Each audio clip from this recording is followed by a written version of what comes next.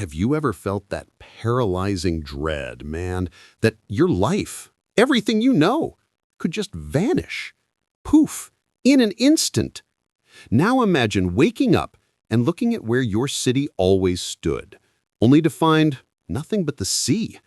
Just the sea and a cold fog. 900 people, couples, children, the butcher, the teacher, swallowed. Not by a monster, but by a ship no one saw coming. Was it the haunting of the Leviathan, or a type of psychological terror so deep that reality unraveled? Get ready, because what happened in Port Blossom in 1925 is proof that the inescapable darkness lives in the ocean. Welcome back to the Cube of Mysteries. Port Blossom was one of those coastal towns that seemed immune to evil. Ordinary people, parents, fishermen, like our character, Thomas, a family man who just wanted the peace of watching the sun rise over the Atlantic. They had their frustrations, their life problems, but they never imagined that the sea, the source of their livelihood, would become the agent of an inexplicable dread. The terror of Dyatlov was in the ice. This one is in salt water, right at your doorstep. The year was 1925. Life was calm, and that's what makes it all the more terrifying. The threat didn't come from outside. It came from what was already there, hidden beneath the routine. The audience's pain is exactly this, the fear that the inexplicable could steal your control, that your peaceful life could unravel without warning.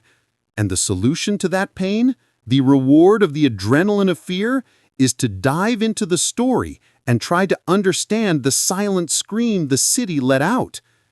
The official story was a natural disaster, a landslide. But man, no one hides an entire city underwater without leaving more traces than a cold mist. Some say the ghost ship, the Leviathan, was an ancient haunting, a legendary entity. I say the truth is much more tied to our psychological terror of losing home. Stay tuned, because the terrifying revelation isn't in the water, but in the few who were left to tell the tale.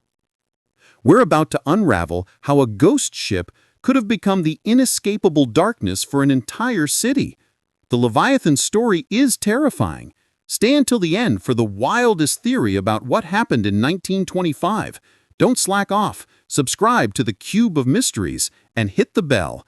That's the only way to guarantee your weekly dose of the adrenaline of fear. Port Blossom, 1925. Setting Stephen King would paint with care. Wooden houses, the smell of salt and fish, and life revolving around the bay. Our focus is Thomas, an ordinary man with calloused fisherman's hands.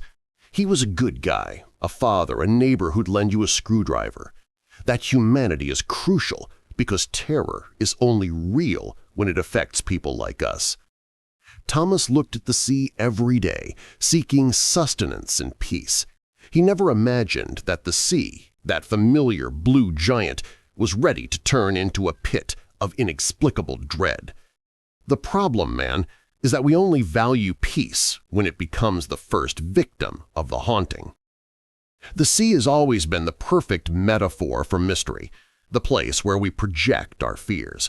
And in Port Blossom, the only thing that caused terror was the fluctuating price of cod.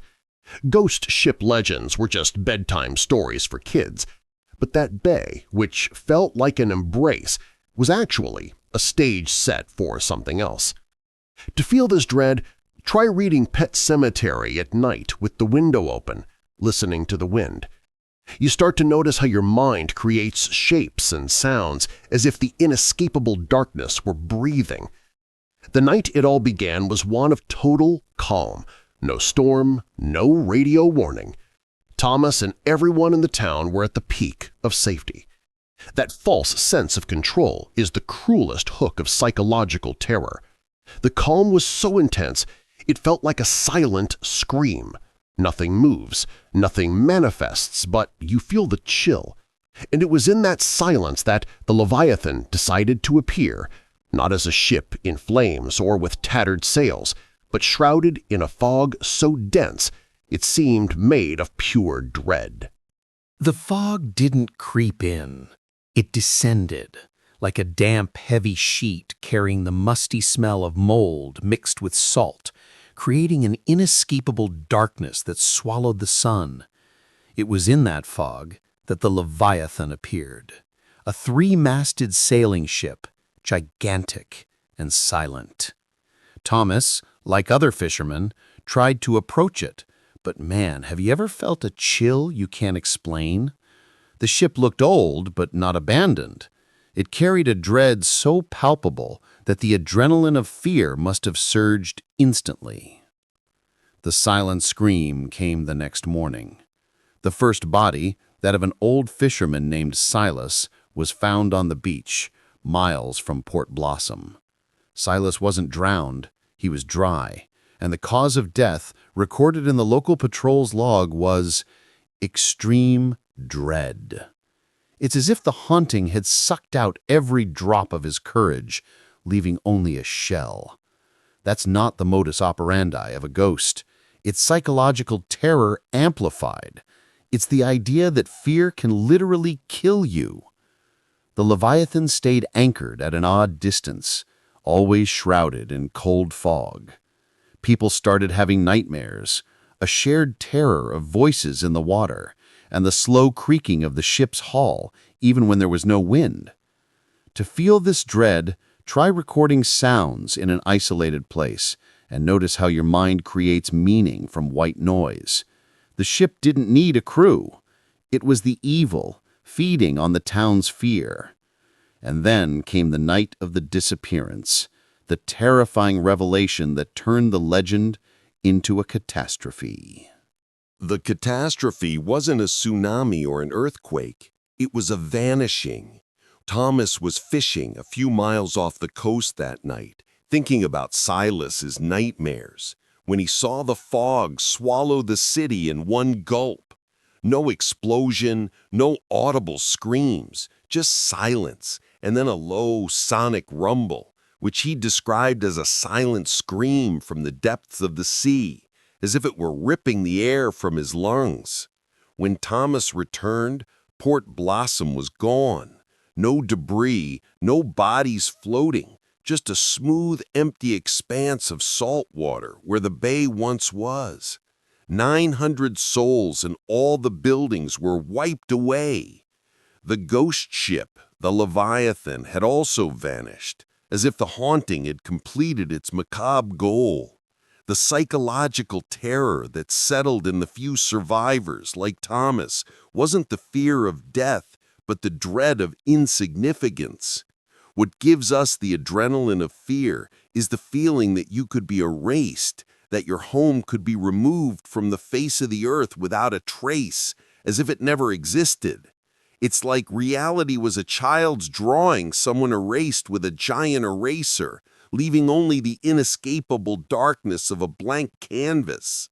The authorities, of course, closed the case as a massive underwater landslide. But man, Thomas knew the truth.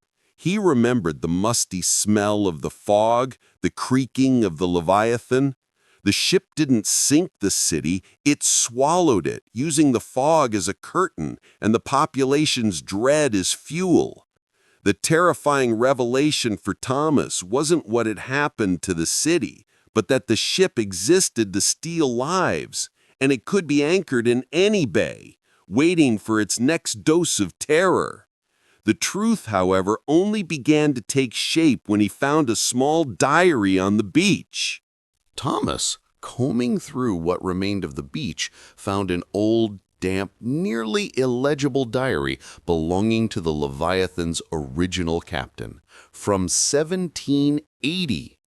The captain didn't describe voyages, but a curse, a pact. He called the ship the Soul Devourer, a haunting that didn't carry cargo, but human dread. The ship didn't sink. It absorbed life, hope, and even the physical mass of any place it stayed anchored long enough. It's like a black hole disguised as a sailing ship, using the inescapable darkness of the human mind as a magnet. The diary contained the terrifying revelation: the Leviathan needed a feast every century. The fog, with its smell of mold and despair, wasn't water vapor. It was the entity's trail, a curtain isolating the city from the world while its vital energy was drained. Think of the psychological terror those 900 felt dying without seeing the monster. Thomas realized, with a silent scream in his throat, that the ship didn't attack them physically. It used their dread, the collective adrenaline of fear, as the feast's climax. For Thomas, this terrifying revelation didn't bring relief, but a new, icy dread. The ship was real, and what it did was inconceivable. This transformation from grief to paranoia is the true terror King explores. It's not just losing the city, it's knowing that evil is cyclical. And the diary ended with a disturbing note. It will return when the fog is forgotten. That means the Leviathan wasn't destroyed. It's sailing, waiting for the next port of ordinary people. And we don't know where it'll dock next. The true terror of Port Blossom wasn't the Leviathan, but the dread it left behind. We cling to the idea that a disaster has to be noisy, with bodies and wreckage. But here, the disaster was the void, the certainty that 1,000 people vanished, and no one knows where. It's the fear King explores so well, the loss of reality. Thomas, our fisherman, held the terrifying revelation in his hands, the diary, but who would believe him? He spent the rest of his life staring at the sea, waiting for the silent scream that would bring the haunting back. Psychological terror is this, the denial that things can just evaporate. It's the dread of looking to your side and seeing your spouse is no longer there, or your house is gone, without a rational explanation. That causes a constant adrenaline of fear, a paranoia that destroys the lives of those left behind. The inescapable darkness isn't the night. It's the shadow of doubt. It's the fear that the Leviathan could be a metaphor for something we already fear: oblivion, loss of control, and the fragility of everything we've built.